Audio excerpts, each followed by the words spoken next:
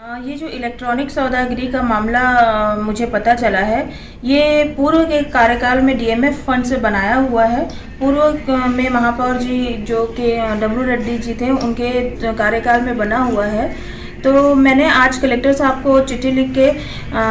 ये अवगत कराया है कि ये जो काम हुआ है वो गुणवत्ता विहीन काम हुआ है और क्या प्रोसेस वाइज हुआ है, कैसे ठेकेदारों को भुगतान किया गया है, किस प्रकार से काम किया गया है, ये सारी चीज़ों का एक कमेटी बना के वो जांच करें और जो भी अधिकारी कर्मचारी जो भी इसमें संलिप्त है उन पर तत्काल कार्यवाही करें। क्योंकि जब से मैं आई हूँ यहाँ पे महापौर के रूप में, मैंने 2-3 बार वहाँ खुद मैं गई थी वहाँ पे। एक बार मैंने चालू करवाया भी था अपने सामने, मैं कमिश्नर मैडम हम लोग सब जाके उसका निरीक्षण किए थे और चालू भी करवाए थे, लेकिन वो सुचारू रूप से चालू नहीं हो पाया था। उस समय भी मैंने बोला था कि इसको तत्काल इसको ठीक करवाओ, जो भी ठेकेदार इसको बनाया है उसको बुलवाओ और इसको दिखवाओ। अगर उस समय अगर ये अधिकारी संज्ञान में लिए होते तो शायद आज ये स्थिति नहीं आती। तो मैं पूर्व महापौर को ये बताना चाहूँगी कि ऐसा नहीं है कि उनके द्वारा किए गए कार्यों को हम नहीं कर रहे हैं। वो हमने आते के साथ इसका संज्ञान लिया था और मैं एमआईसी में भी 2-3 बार इस चीज़ को प्रस्ताव को पारित की हूँ कि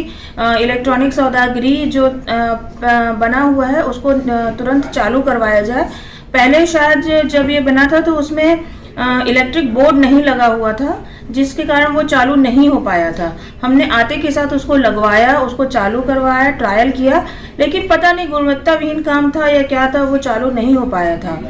और रहा लकड़ी की कमी की बात, तो मैं आप लोगों को ये बताना चाहूँगी कि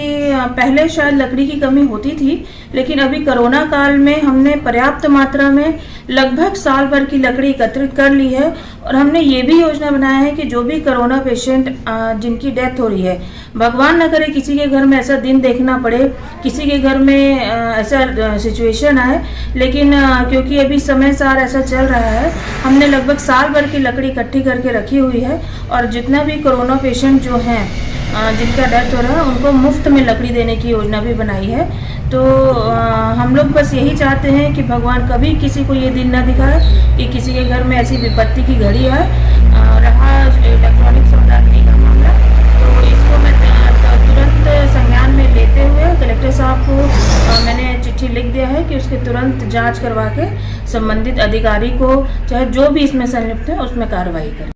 देखिए, 1.5 सालों के बाद आज आपका इस तरह से जागना कि मशीन का गुणवत्ता खराब है या उस पर मशीन प्रारंभ नहीं हो सका, मैं खुली चुनौती देता हूं महापौर को कि अगर गुणवत्ता में कोई कमी था तो 1.5 साल में, इन 1.5 सालों में आपने कितना पत्राचार किया, इन 1.5 सालों में आपने कब मशीन को प्रारंभ करना चाहा, किन अधिकारियों के उपस्थिति में चाहा, और क्या आपने अपने इन निकम्मे अधिकारियों को कभी नोटिस दिया? क्या आप इन निकम्मे, अगर आपके अधिकारी निकम्मे हैं तो इन पर आपने क्या कार्रवाई किया? इस पर आप आज 1.5 साल के बाद जब हमारे द्वारा मुद्दे को उठाया जा रहा है, कोविड के इस संकट में जब हमारे लोगों को खुले में दाह संस्कार करने को मजबूर होना पड़ रहा है, तो ऐसे में आज लोगों के आवाज़ उठाने के बाद आप कलेक्टर को लिखती हैं। ऐसे तो मैं स्वागत करता हूं कि जांच हो और उसके सभी चीज़ें, सभी तथ्य सामने निकल कर आएँ, लेकिन विडंबना है कि 1.5 साल के बाद महापौर जी का नींद खुला, तो ये इस शहर का दुर्भाग्य है।